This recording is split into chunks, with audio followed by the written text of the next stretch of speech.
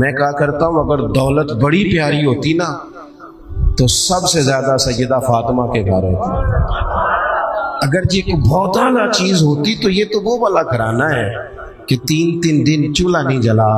اور کنز المال میں وہ لفظ موجود ہے کہ حضرت ابو ہریرہ فرماتے ہیں کہ اونٹ کے بالوں کی بنی ہوئی چادر سیدہ فاطمہ نے اوڑھی ہوئی تھی.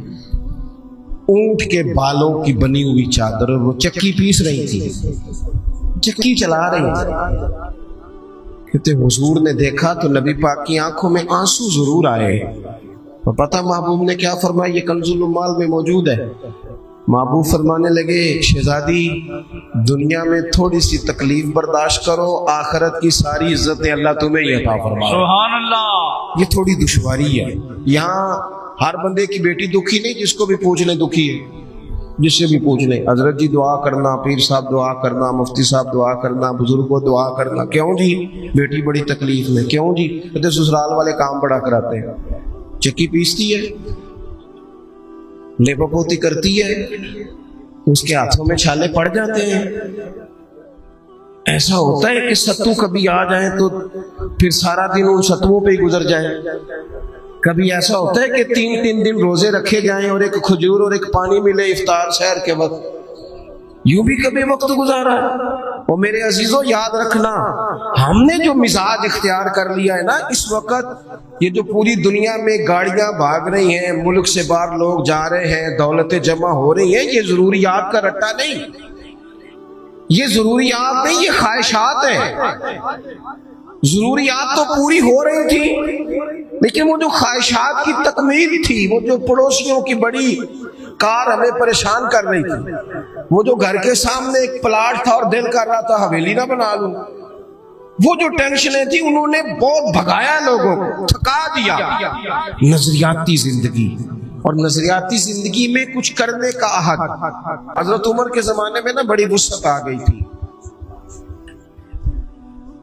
حضرت عبد الرحمن ابن عوف رضی اللہ تعالیٰ عنہ جب مال غنیمت لے کے بحرین سے واپس آئے تھے تو وہ اتنا بڑا ڈھیر تھا مسجد نبوی شریف میں کہ جو اونچے قد والے لوگ تھے نا, بڑے قد والے, وہ بھی اس مال کے پیچھے چھپ رہے تھے. اتنا مال کا ڈھیر آیا, وسعت آ گئی.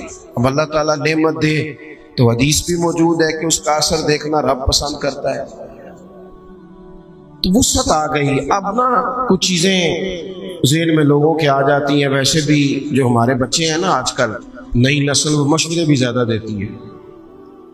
تو صحابہ نے بھی اکٹھے ہو کے ایک مشورہ کیا کہ یار اللہ نے وسعت بھی دے دی ہے, 25 ہزار دینار, 50 ہزار دینار بدری صحابہ کو مال غنیمت میں ملنے لگے, پر عمر کا کرتا وہی پرانا پہ بند لگے ہوئے. اللہ نے گنجائش دی ہے تو لباس بدلنے میں حرج کیا ہے؟ بچے مشورے دیتے ہیں نا جی. وہ میں ایک دن اپنے علاقے میں ہی ایک شادی پہ جا رہا تھا, تو میرے بڑے پیار والے ہیں وہ سنگی, ان کا بیٹا بھی ساتھ تھا, تو میرے آگے آگے وہ چل رہے تھے. وہ بھی مدعو تھے شادی میں. تو پتر اپنے والد صاحب سے بات کر رہا تھا, کہہ رہا تھا ابا جی اتنے نہ جا کے انہیں میٹھے چولاں تے سالن پا کے نہ کھایا جائے, بےزتی ہوندی بندے دی, یہ آپ چھوڑ دے کام. تو میں تھوڑا سا پیچھے تھا, میں نے اس کو بیٹے کو جا کر میں نے کہا یار تو اصل میں لیٹ آیا, جلدی آ جاتا تو نہ سیانا ہونا سی سارے نے, اس لیے تھوڑے نادان رہ گئے کہ آپ دیر سے آئے. بچے مشورے دیتے ہیں, ماحول ہوتا ہے, بتایا جاتا ہے حالات بدل گئے جی, اب تو یہ ہو گیا جی, اب تو وہ کرنا پڑے گا. مزاج ہوتا ہے, سارا کچھ تبدیل ہونا چاہیے, دور کے ساتھ بدلنا چاہیے, لیکن نظریات تو نہیں نا بدل جانے چاہیے, عقائد میں تو فرق نہیں نہ آ جانا چاہیے. حضرت فاروق اعظم سے عرض کرنی ہے کہ جناب کرتا تو نیا لے لیں, وسعت بھی اللہ نے دیا, کوئی پھٹا پرانا اتنے پیبند لگے ہوئے. مسجد نبوی شریف میں بیٹھ کے میٹنگ ہو گئی, کہنا ہے جی, کہنا ہے جی.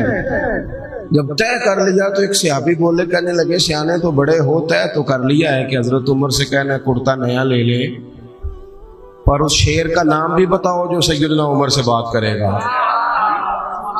وہ بندہ دلیر ہے تمہارے پاس؟ تو حضرت ابو دردہ کہنے لگے ہاں جی ہے نا ایک بندہ. کہا کون؟ کہنے لگے مولا علی شیر خدا. حضرت شیر خدا جو بھی فرمائیں گے جناب فاروق اعظم قبول کریں گے۔ حضرت مولا علی سے عرض کی حضور دیکھیں بڑے بڑے وزیر سفیر ملنے آتے ہیں، سیدنا فاروق اعظم کا انداز وہی پرانا، اسی ترتیب سے سادہ زندگی نا ذرا آسان ہوتی ہے۔ میری بات کی سمجھ آ رہی ہے؟ سادہ زندگی ذرا جڑا بندہ پٹھے وڈ کے وضو کر کے آ جاندہ ہے نا تو انہوں پیچھے بھی جگہ مل جائے تو گزارا ٹھیک ہے نا۔ تو جس کرم والے نے سوٹ ہی جل سے لسوایا ہے اور اس نے کتنے سارے پیسے دے کے جناب اس نے بال سیدھے کرائے ہیں تو وہ تو بڑی ٹینشن میں رہتا ہے کہ دسو میں اتنا کچھ کیتا ہے تو ان تک دا بھی کوئی نہیں پیا، بندہ پریشان ہو جاتا ہے۔ سادہ زندگی اس میں بندہ آسان ہے، جہاں بٹھا دو بیٹھ گیا، جہاں وقت آیا گزار، جیسی کسی دے کچھ بھی نہ لگ دے، نہ کوئی ساڈا دردی، اپنا رستہ اپنی سمت، کوئی ضرورت ہی نہیں ادھر ادھر دیکھنے کی۔ فاروق اعظم رضی اللہ تعالیٰ عنہ سے کہنا ہے، مولا علی سے کہا کہ آپ حضرت عمر سے کہیں کہ یہ کرتا نیا خریدے، ان کو بھی تو وہ مال غنیمت میں سے حصہ ملتا ہے، لیکن عجیب بندہ ہے، 50,000 دینار ملتے ہیں تو مسجد سے نکلتا ہے تو گھر جانے سے پہلے پہلے ساری بانٹ دیتا ہے۔ تو کرتا خریدنے میں حرج کیا ہے؟ حضرت مولا علی کہنے لگے بات تمہاری ٹھیک ہے، کہنا بھی چاہیے، حرج بھی کوئی نہیں، جتنا عمر کو میں جانتا ہوں تم نہیں نہ جانتے، بات تمہاری ٹھیک ہے، کہنا بھی چاہیے، پر یہ والی بات میں نے بھی کوئی نہیں کرنی حضرت عمر سے۔ تو کہا پھر کون کرے گا؟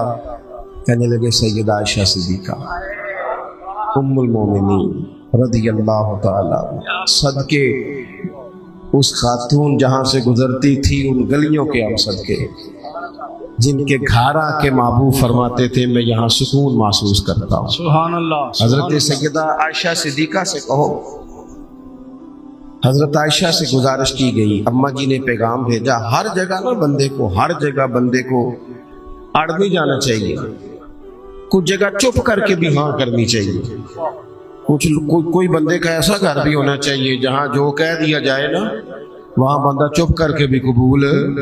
حضرت عمر کو کوئی بندہ ٹائم مانگتا تھا فرماتا جاؤ دوڑ جاؤ کوئی ٹائم نہیں، لیکن سیدہ بڑے بڑے وزیر سفیر ملاقات کو چاہتے، فرماتے مصروف ہو خدمت امت میں۔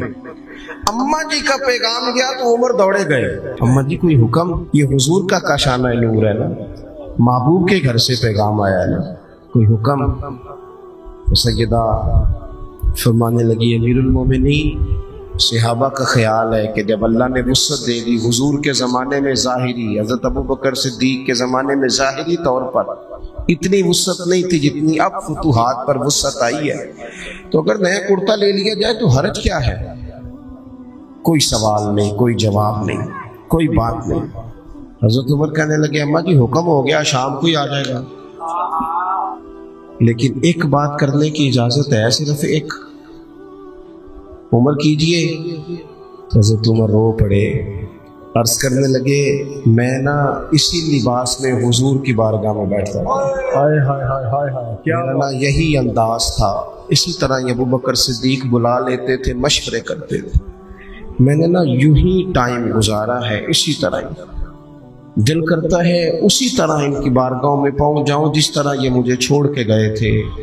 اماں جی حکم ہو گیا، کرتا شام ہی آ جائے گا، لیکن نظریاتی بندہ ہو، اگر موقع مل جائے قربان جائیں۔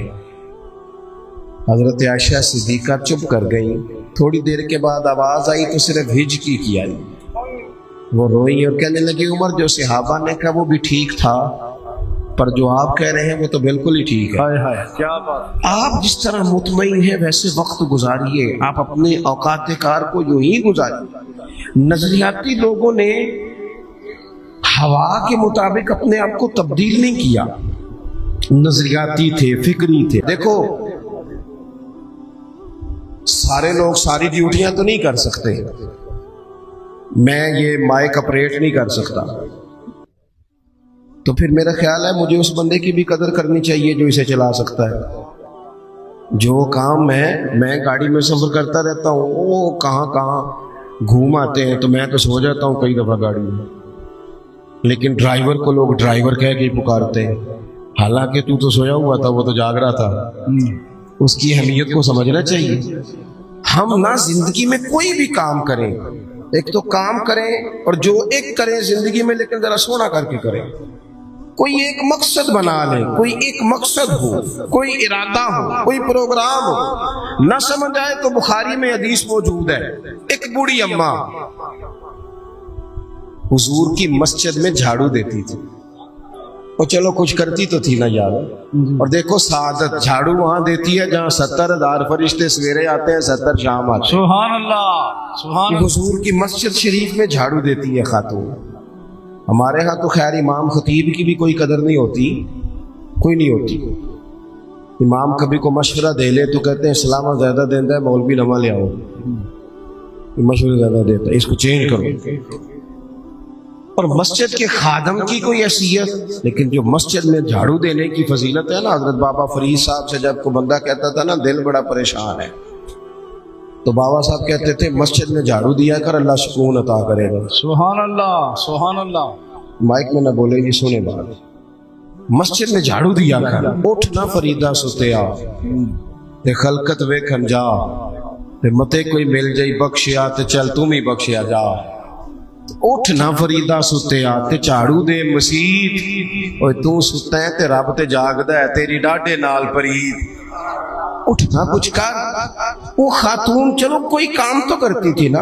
دیکھو نا گلی سے گزرتے ہیں لوگ, اب وہاں کھڈا ہے, سب کا موٹر سائیکل گاڑی سب تنگ ہوتے ہیں. جو بندہ پہ گزر رہا ہے نا روڈ پہ, وہ تبصرہ کر رہا ہے کہ دیکھو بلدیہ والے صحیح نہیں کراتے. تبصرہ جو سارے کرتے ہیں, ایک کئی تے ایک دا بڑا, 2 بندے درکار ہیں, رستہ ٹھیک ہو جاتا ہے. پر اتنی محنت کرنے کو کوئی تیار ہے, کیونکہ ہمارے ملک میں جو شے سب سے عام ہے وہ تبصرہ ہے. تبصرہ کرو صبح شام جتنا ممکن ہے, تبصرے کرو, ڈیوٹی یہی ہے ہماری. وہ خاتون مسجد شریف میں جھاڑو دیتی تھی, کوئی زندگی کا مقصد تو بنایا, کوئی نظریہ تو. صحابہ نماز پڑھ کے چلے جاتے, خاتون جھاڑو لیتی, حضور کی مسجد شریف میں جھاڑو دیتی. بیمار ہو گئی, قربان جائے, حضور تیمارداری کے لیے تشریف لے گئے. رات کو انتقال ہو گیا, ٹھنڈ کا موسم تھا, حضور کا حکم ہے جلدی تدفین کر دو. صحابہ نے تکلیف دینا مناسب نہ جانا, اس خاتون کی تدفین کر دی. سارا کچھ جاننے والے رسول جو فرش پہ کھڑے ہو کے عرش کی خبریں دے, تو وہ تشریف لائے اور آ کر کے پوچھا خبر کیوں نہیں دی مجھے اس بوڑھی کے جنازے کی. کوئی کام تو کرتی تھی نا, کوئی ڈیوٹی تو تھی نا, خبر کیوں نہیں دی؟ ویسے تو وارث جنازہ پڑھ لے تو دوسرا جنازہ جائز نہیں, وارثوں نے نہ پڑھا ہو تو دوسرا جنازہ پڑھا جا سکتا ہے. حضور تو خود وارث ہے نا ساری امت کے. بے شک, تو رسول کریم قبر پہ کھڑے ہو کے فرمانے لگے صفے بناؤ, میں دوبارہ جنازہ پڑھاؤں گا. سبحان اللہ. میں دوبارہ جنازہ پڑھاؤں گا. کیوں؟ زندگی میں کوئی خدمات تو ہے نا, کوئی ڈیوٹی تو ہے نا. پہلے تو ہم کچھ کرتے نہیں, اور اگر کرتے بھی ہیں تو صرف دوسروں کا دھیان ہی رکھتے ہیں. دوسروں پر توجہ ہوتی ہے کہ فلانا فلانا. بھئی آپ اپنا کام کریں, کچھ زندگی میں کر گزریں, کوئی ڈیوٹی کریں. اگر زندگی نظریاتی ہوگی, دیکھو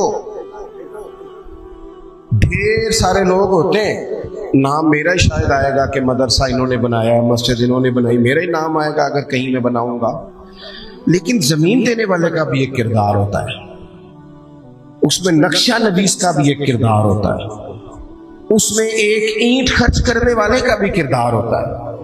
پھر وہ کام ختم نہیں ہوتا.